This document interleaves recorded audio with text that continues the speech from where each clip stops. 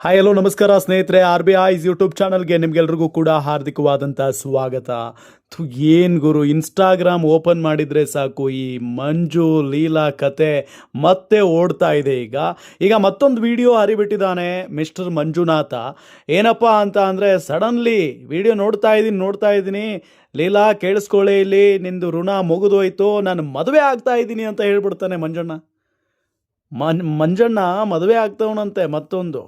ಈ ಪುಣ್ಯಾತ್ಮನ ನಂಬಿ ಅದು ಯಾವ ಪುಣ್ಯಾತ್ಗಿತ್ತಿ ಬರ್ತಾಳೆ ಅನ್ನೋದು ನನಗೆ ಕಾಡ್ತಾ ಇರುವಂಥ ಪ್ರಶ್ನೆ. ಬಿಡಿ, ಇದನ್ನು ಆಮೇಲೆ ಡಿಸ್ಕಸ್ ಮಾಡೋಣ. ಈಗ ಆರಂಭದಿಂದ ಏನು ಹೇಳ್ದ ಮಂಜಣ್ಣ ಅನ್ನೋದನ್ನು ನೋಡ್ತಾ ಹೋಗೋಣ. ಏನಪ್ಪ ಅಂತ ಅಂದರೆ, ಈಗ ಲೀಲಾ ಮೊನ್ನೆ ಒಂದು ವಿಡಿಯೋ ಹರಿಬಿಟ್ಟಿದ್ಲು. ಏನಪ್ಪ ಅಂದರೆ, ನಾನು ಸಂತೋಷ್ ಜೊತೆಗೆ ಹೋಗಿಲ್ಲ, ನಾನು ಸಂತೋಷನ ಜೊತೆಗೆ ಇಲ್ಲ, ನಾನೊಂದು ಪಿ ಜಿಲಿದ್ದೀನಿ ಅಂತ ಹೇಳಿ ಆಕೆ ಒಂದು ವಿಡಿಯೋ ಮಾಡಿದ್ಲು. ಜೊತೆಗೆ ಪ್ರಮೋಷನ್ ದುಡ್ಡಲ್ಲಿ ನನ್ನ ಜೊತೆಗೆ ಈತ ಬೇಳೆ ಬೇಯಿಸ್ಕೊಂಡ, ಹಾಗೆ ಹೀಗೆ ಅಂತ ಹೇಳಿ ಲೀಲಾ ಸಿಕ್ಕಾಪಟ್ಟೆ ಈತನನ್ನು ಉಗಿದು ಆರೋಪ ಮಾಡಿ ಕಣ್ಣೀರು ಹಾಕಿ ಎಲ್ಲ ಒಂದು ವಿಡಿಯೋ ಬಿಟ್ಟಿದ್ಲು. ಅದು ಸಿಕ್ಕಾಪಟ್ಟೆ ವೈರಲ್ ಆಗಿತ್ತು. ಅದಾದ ನಂತರ ಅದನ್ನು ಮಂಜಣ್ಣ ನೋಡಿ ಪಾಪ ಉರ್ಕೊಂಡು ಏನು ಹೇಳಿದಾನೆ ಒಂದ್ಸರಿ ಕೇಳಿಸ್ಕೊಳ್ಳಿ ನೀವು. ನನಗೆ ಆವಾಜ್ ಹಾಕೊಂಡು ಹೋದೆ ಅಷ್ಟೇ. ನಿನ್ ಋಣ ಇಷ್ಟಿಗೆ ಮುಗಿತು ಅನ್ಕೊಳ್ಳಲಿಲ್ಲ. ನಿನ್ಗೂ ನನಗೂ ಋಣನೇ ಇಲ್ಲ. ಬರೋ ತಿಂಗಳ 16ನೇ ತಾರೀಕು ನಾನು ಮದ್ವೆ ಆಯ್ತಾ ನಮ್ಮ ನನ್ನ ತಂಟೆಗೆ ನೀನ್ ಬರ್ಬೇಡ, ನಿನ್ ತಂಟೆಗೆ ನಾನು ಬರಲ್ಲ. ನೀನ್ ನನಗೆ ಡೈವರ್ಸ್ ಅಂತೂ ನೀನ್ ಕೊಡ್ತೀಯ ಬಿಡ್ತೀಯ ನನಗೆ ಗೊತ್ತಿಲ್ಲ. ನೀನ್ ಫಸ್ಟ್ನೇ ಗಂಡ ಕೊಡ್ತೀಯೋ ಇಲ್ಲ ನನಗೆ ಕೊಡ್ತೀಯ ಡೈವರ್ಸ್ ಗೊತ್ತಿಲ್ಲ. ಅರ್ಥ ಆಯ್ತಾ? ನನ್ನ ಲಾಯರ್ ಹತ್ರ ಮಾತಾಡಿದೀನಿ. ನಮ್ ಲಾಯರ್ ಏನ್ ಹೇಳಿದಾರೆ, ಮದುವೆ ಆಗು ಅಂತ ಹೇಳಿದಾರೆ. ಫಸ್ಟ್ನೇ ಗಂಡನ ಕೊಟ್ಬಿಟ್ಟು ನಿನ್ನ ಹತ್ರ ಬರ್ಬೇಕಂತ. ನನಗೂ ನಿನ್ಗೂ ಸಂಬಂಧನೇ ಇಲ್ಲ. ಅರ್ಥ ಆಯ್ತಾ? ನಾನು ಮದುವೆ ಆಗೋದಂತೂ ನಿಜ, ನಮ್ಮ ಬೇಜಾರಂತೂ ಮಾಡ್ಕೊಂಬೇಡಲಿಲ್ಲ. ಅರ್ಥ ಆಯ್ತಾ? ಬರೋ ತಿಂಗಳ 16ನೇ ತಾರೀಕು ನನಗೆ ಯಾರನ್ನ ನನ್ಗೆ ನೋಡ್ಕೊಳ್ಳೋರು ಬೇಕಮ್ಮ, ನನ್ನ ಮಕ್ಕಳಿಗೂ ನೋಡ್ಕೊಳ್ಳೋರು ಬೇಕು. ಅರ್ಥ ಆಯ್ತಾ? ನಿನ್ ಪಾಡ್ ನೀನು ಓದೆ. ಅರ್ಥ ಆಯ್ತಾ? ನನಗೂ ನನ್ನ ಮಕ್ಕಳಿಗೆ ಯಾರನ್ನ ನೋಡ್ಕೊಳ್ಳೋ ಒಬ್ರು ಬೇಕು. ನಾನು ನೋಡಿದೀನಿ. ಎಲ್ಲ ದೊಡ್ಡವನ್ನ ಕರ್ಕೊಂಡೋಗಿ ಮದುವೆ ಆಯ್ತೀನಿ. ನಮ್ಮ ಬರೋ ತಿಂಗಳ 16ನೇ ತಾರೀಕು ಗಣೇಶನ ದೇವಸ್ಥಾನದಲ್ಲಿ ಮದುವೆ ಆಯ್ತೀನಿ. ನೋಡಿದ್ರಲ್ಲ ಸ್ನೇಹಿತರೆ, ಇಷ್ಟೆಲ್ಲ ಮಾತುಕತೆ ಆಗಿ ಇಷ್ಟೆಲ್ಲ ಮುಗಿದೋಗಿ ಈಗ ಮಂಜುನಾಥ ಹೇಳ್ತಾ ಇರೋದು, ನಾನು ಓಲಾ ಊಬರ್ ಟ್ಯಾಕ್ಸಿ ಎಲ್ಲ ಓಡಿಸಿ ಸಿಕ್ಕಾಪಟ್ಟೆ ಅಂದರೆ ರಾಯಲ್ ಆಗಿ ಬದುಕ್ಬೋದಾಗಿತ್ತು, ಭಾಳಷ್ಟು ದುಡ್ಡಿದೆ ನನ್ನ ಹತ್ರ, 65 ಸಾವಿರ ನನ್ನ ಹತ್ರ ಮಿಕ್ಕುತ್ತೆ, ನಾನು ಏನು ಆರಾಮಾಗಿ ಜೀವನ ಮಾಡ್ಬೋದಲ್ಲ, ನಿನ್ನಿಂದ ನನಗೇನು ಬದುಕೋ ಅವಶ್ಯಕತೆ ಇಲ್ಲ, ನೀನು ಹೇಳ್ತೀಯ ನಾನು ಕೆಲಸಕ್ಕೆ ಹೋಗಲ್ಲ, ಹಾಗೆ ಹೀಗೆ ಅಂತ ಸುಳ್ಳು ಆರೋಪ ಮಾಡ್ತೀಯ ಅಂತೆಲ್ಲ ಭಾಳ ಮಾತಾಡಿದ್ದಾನೆ ಮಂಜು. ಇದ್ರ ಜೊತೆಗೆ ಆತ ಹೇಳ್ತಾನೆ ವಿಡಿಯೋದಲ್ಲಿ ಸೆಂಟ್ರಲ್ಲಿ, ನಾನು ಮದುವೆ ಆಗ್ತಾ ಇದ್ದೀನಿ, ನಾನು ಬೇರೆ ಹುಡುಗಿನ ಮದುವೆ ಆಗ್ತಾನೆ ಇದೇ ತಿಂಗಳು 16ನೇ ತಾರೀಕು, ಅಂದರೆ ನೆಕ್ಸ್ಟು 16ನೇ ತಾರೀಕು ಮದುವೆ ಆಗ್ತಾ ಇದ್ದಾನಂತೆ ಮಂಜು. ಸೊ ಆ ನಿಟ್ಟಿನಲ್ಲಿ ನಿನ್ನ ಋಣ ಮುಗಿದೋಯ್ತು, ನಾನು ಲಾಯರ್ ಜೊತೆಗೆಲ್ಲ ಮಾತಾಡಿದ್ದೀನಿ, ನನಗೂ ನಿನಗೂ ಸಂಬಂಧ ಇಲ್ಲ, ನೀನು ಡಿವೋರ್ಸ್ ಕೊಡೋದಾದರೆ ನೀನು ಮೊದಲನೇ ಗಂಡನಿಗೆ ಕೊಟ್ಟು ಬಾ, ಆಮೇಲೆ ನನಗೂ ನಿನಗೂ ಏನೂ ಸಂಬಂಧ ಇಲ್ಲ, ನನ್ನ ಮಕ್ಕಳಿಗೂ ನಿನಗೂ ಏನೂ ಸಂಬಂಧ ಇಲ್ಲ ಅಂತ ಹೇಳಿ ಮಂಜು ಬಾಯಿಗೆ ಬಂದಂಗೆ ಮಾತಾಡಿದ್ದಾನೆ. ಜೊತೆಗೆ ಆತನಿಗೆ ಈ ಹಿಂದೆನೂ ಕೂಡ ಆತ ಹೇಳಿದ್ದ, ಎಷ್ಟರ ಮಟ್ಟಿಗೆ ಇವರು ಸತ್ಯ ಮಾತಾಡ್ತಾರೋ ಸುಳ್ಳು ಮಾತಾಡ್ತಾರೋ ಗೊತ್ತಾಗ್ತಾ ಇಲ್ಲ. ಯಾಕೆ ಅಂತ ಅಂದರೆ, ಈ ಹಿಂದೆ ಒಂದು ವಿಡಿಯೋ ಮಾಡಿ, ಫ್ರೆಂಡ್ಸ್ ನಾನು ತುಂಬ ಲಾಸಲ್ಲಿದ್ದೀನಿ, ಫ್ರೆಂಡ್ಸ್ ನನಗೆ ಸಿಕ್ಕಾಪಟ್ಟೆ ಸಾಲ ಆಗಿಬಿಟ್ಟಿದೆ, ಫ್ರೆಂಡ್ಸ್ ನನಗೆ ಭಾಳ ಕಷ್ಟ ಇದೆ, ಯಾರಾದರೂ ಹೆಲ್ಪ್ ಮಾಡಿ, ನಾನು ಕಿಡ್ನಿ ಕೊಟ್ಬಿಡ್ತೀನಿ ಅಂತೆಲ್ಲ ಮಾತಾಡಿದ ಈ ಮನುಷ್ಯ.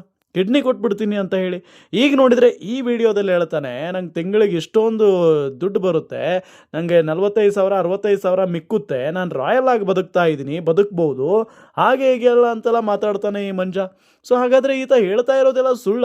ಮುಂಚೆ ಒಂದು ವಿಡಿಯೋ ಮಾಡಿದ್ನಲ್ಲ ಕಿಡ್ನಿ ಕೊಡ್ತೀನಿ ಅಂತ ಹೇಳಿ, ಆ ವಿಡಿಯೋದಲ್ಲಿ ಹೇಳಿದ್ದೆಲ್ಲ ಸುಳ್ಳ ಅನ್ನೋ ಪ್ರಶ್ನೆಯೂ ಕೂಡ ಸಹಜವಾಗಿ ಮೂಡುತ್ತೆ. ಅದಾದ ನಂತರ ಈಗ ನೋಡಿದರೆ ನಾನು ರಾಯಲ್ ಆಗಿ ಬದುಕ್ತೀನಿ, ನನಗೆ ಅಷ್ಟು ದುಡ್ಡು ಬರುತ್ತೆ, ಇಷ್ಟು ದುಡ್ಡು ಬರುತ್ತೆ ಅಂತ ಹೇಳ್ತಾ ಇದ್ದಾನೆ. ಇದ್ರ ಜೊತೆಗೆ ಮತ್ತೊಂದು ಮದುವೆ ಆಗೋದಕ್ಕೆ ರೆಡಿ ಆಗಿದ್ದಾನೆ ಈ ಪುಣ್ಯಾತ್ಮ ಮಂಜಣ್ಣ. ಈತನ ಕತೆ, ಈತನ ಹೆಂಡತಿ ಲೀಲಾ ಕತೆ, ಇನ್ನೊಬ್ಬ ಸಂತು ಕತೆ ಇಡೀ ಜಗಜ್ಜಾಹೀರಾಗಿದೆ, ಎಷ್ಟು ಬೇಕೋ ಅಷ್ಟು ಟ್ರೋಲ್ ಆಗಿದೆ. ಇದೆಲ್ಲ ಆದ ನಂತರ ಈ ಮಂಜನಿಗೆ ಯಾರು ಹೆಣ್ಣು ಕೊಡ್ತಾರೆ, ಜೊತೆಗೆ ಯಾರು ಒಪ್ಕೊಳ್ತಾರೆ ಈತನನ್ನು ಮದುವೆ ಆಗೋದಕ್ಕೆ ಅನ್ನೋದು ನನಗೆ ಕಾಡ್ತಾ ಇರುವಂಥ ಪ್ರಶ್ನೆ ಸ್ನೇಹಿತರೆ. ವಿಚಿತ್ರ ಅನ್ನಿಸ್ತಾ ಇದೆ. ಈತ ಎಕ್ಸಾಕ್ಟಾಗಿ ಒಂದು ಡೇಟ್ ಹೇಳ್ತಾ ಇದ್ದಾನೆ, ನೆಕ್ಸ್ಟ್ ಮಂತ್ 16ನೇ ತಾರೀಕು ನಾನು ಮದುವೆ ಆಗ್ತಾ ಇದ್ದೀನಿ, ಬಾ ನೋಡು ಬೇಕಾದರೆ ಅಂತ ಹೇಳ್ತಾನೆ. ನಾನು ಲಾಯರ್ ಜೊತೆಗೆ ಮಾತಾಡಿದ್ದೀನಿ, ನಾನು ಮದುವೆ ಆಗೋದಕ್ಕೆ ರೆಡಿ ಆಗಿದ್ದೀನಿ, ಲಾಯರ್ ಕೂಡ ಓಕೆ ಆಗು, ಏನೂ ಸಮಸ್ಯೆ ಇಲ್ಲ ಅಂತ ಹೇಳಿದ್ದಾರೆ ಅಂತ ಹೇಳ್ತಾ ಇದ್ದಾನೆ. ಅಂದರೆ ಇದನ್ನು ಎಷ್ಟರ ಮಟ್ಟಿಗೆ ನಂಬಬೇಕು ಅಂತ ನನಗೆ ಗೊತ್ತಾಗ್ತಾ ಇಲ್ಲ. ಯಾಕೆ ಅಂತ ಅಂದರೆ, ಈ ಹಿಂದೆನೂ ಈತ ಸಾಕಷ್ಟು ಸುಳ್ಳುಗಳನ್ನು ಹೇಳಿದ್ದಾನೆ. ಇದ್ರ ಜೊತೆಗೆ ಈಗ ಮದುವೆ ಆಗಬೇಕು ಅಂತ ಕೂಡ ಮದುವೆ ಮಾಡ್ಕೊಳ್ತೀನಿ ಅಂತ ಬೇರೆ ಹೇಳ್ತಾ ಇದ್ದಾನೆ. ಜೊತೆಗೆ ಇನ್ನೊಂದು ಮಾತು ಹೇಳ್ತಾ ಇರೋದಾತ, ಈಕೆ ಸಂತು ಜೊತೆಗೆ ಇಲ್ಲ ಅಂತ ಹೇಳ್ತಾ ಇದ್ದಾಳೆ ಲೀಲಾ, ಬಟ್ ಈಕೆ 100% ಆತನ ಜೊತೆಗೇನೆ ಇದ್ದಾಳೆ. ಮನೆಯಿಂದ ಈಕೆ ಉಟ್ಟು ಬಟ್ಟೆಲಿ ಹೋಗಿದ್ದಾಳೆ. ಈಕೆ ಬರೀ ಮೊಬೈಲ್ ಇರಲಿಲ್ಲ, ಇನ್ನೇನೂ ಇರಲಿಲ್ಲ. ಈಗ ಹೋಗಿ ಒಂದು ಮೊಬೈಲಲ್ಲಿ ವಿಡಿಯೋ ಮಾಡ್ತಾಳೆ, ಜೊತೆಗೆ ಪಿ ಜಿಗೆ ಇರ್ತಾಳೆ ಅಂತ ಅಂದರೆ ಅಲ್ಲಿ ಅಡ್ವಾನ್ಸ್ ಕೊಡೋಕ್ಕೆ ದುಡ್ಡು ಯಾರು ಕೊಟ್ಟರು ಈಕೆಗೆ? ಇದೆಲ್ಲ ಪ್ರಶ್ನೆಗಳನ್ನು ಆತ ಮಾಡ್ತಾ ಇದ್ದಾನೆ. ಎಕ್ಸಾಕ್ಟ್ಲಿ ಅದು ಅವನ ಪ್ರಶ್ನೆ ನಿಜ ಇರಬಹುದು, ಆತನ ಪ್ರಶ್ನೆ ಕರೆಕ್ಟಾಗಿ ಇರಬಹುದು, ಬಟ್ ಅದು ಅವರ ಬೇರೆ ವಿಚಾರ. ಬಟ್ ಈತ ಈಗ ಮದುವೆ ಆಗ್ತಾ ಇದ್ದೀನಿ ಅಂತ ಹೇಳ್ತಾ ಇದ್ದಾನಲ್ಲ, ಅದು ನಮಗೆ ಅರಗಿಸ್ಕೊಳ್ಳೋದಕ್ಕಾಗ್ತಾ ಇಲ್ಲ ಗುರು. ಈತ ಈಗಲೇ ಇಷ್ಟೆಲ್ಲ ರಂಪಾಟ ರಾದ್ಧಾಂತ ಮಾಡ್ಕೊಂಡಿದ್ದಾನೆ. 3 ಮಕ್ಕಳು ಬೇರೆ ಇದ್ದಾವೆ ಆತನಿಗೆ. ಇಂಥ ಸಂದರ್ಭದಲ್ಲಿ ಇನ್ನೊಬ್ಬಳನ್ನ ಮದುವೆ ಆಗ್ತಾನಂತೆ. ಸೊ ಹಾಗಾಗಿ ಇವ್ರ ಜೀವನ ಏನು ಎತ್ತ, ಮತ್ತು ಜೊತೆಗೆ ಆ ಸಂಧ್ಯಾ, ಪವಿತ್ರ, ನಾಗರಾಜ್ ಅನ್ನೋರು ಬೇರೆ ಇವ್ರ ಲೈಫಲ್ಲಿ ಎಂಟ್ರಿ ಆಗಿದ್ದಾರೆ. ಸೊ ಅವರು ಬಗೆಹರಿಸೋದಕ್ಕೆಲ್ಲ ಟ್ರೈ ಮಾಡ್ತಾ ಇದ್ರು ಕೂಡ ಅದು ಆಗ್ತಾ ಇಲ್ಲ. ಇವರು ಅವತ್ತೇ ನಾವೆಲ್ಲ ಹೇಳಿದ್ವಿ, ಇವರಿಬ್ಬರದು ಕತೆ ಇಲ್ಲಿಗೆ ಮುಗಿಯಲ್ಲ, ಇನ್ನೂ ರಾದ್ಧಾಂತ ಮಾಡ್ಕೊಳ್ತಾರೆ. ಈಗೇನೋ ಯಾರ್ದೋ ಮಾತು ಕೇಳ್ಕೊಂಡು ಬಗೆಹರಿಸ್ಕೊಂಡು ಹೋಗಿದ್ದಾರೆ, ಮತ್ತು ಇವ್ರ ಮಧ್ಯೆ ಭಿನ್ನಾಭಿಪ್ರಾಯಗಳು ಬಂದೇ ಬರ್ತವೆ. ಬಿಕಾಸ್ ಒಂದು ಅನೈತಿಕ ಸಂಬಂಧ ಅಂತ ಅಂದರೆ ಅದು ಯಾವತ್ತೂ ಸರಿ ಹೋಗಲ್ಲ ಅದು. ಸೊ ಹಾಗಾಗಿ ಇವರಿಬ್ಬರು ಮತ್ತೆ ಬೇರೆ ಆಗಿದ್ದಾರೆ, ಮತ್ತೆ ಹೊಸ ನಾಟಕಗಳನ್ನು ಆಡ್ತಾ ಇದ್ದಾರೆ. ಇದು ಎಷ್ಟರ ಮಟ್ಟಿಗೆ ಸುಳ್ಳು, ಎಷ್ಟರ ಮಟ್ಟಿಗೆ ಸತ್ಯ, ನಿಜಕ್ಕೂ ಅರ್ಥ ಆಗ್ತಾ ಇಲ್ಲ. ಅರ್ಥ ಆದವ್ರು ಕಮೆಂಟ್ ಮಾಡಿ ತಿಳಿಸಿ.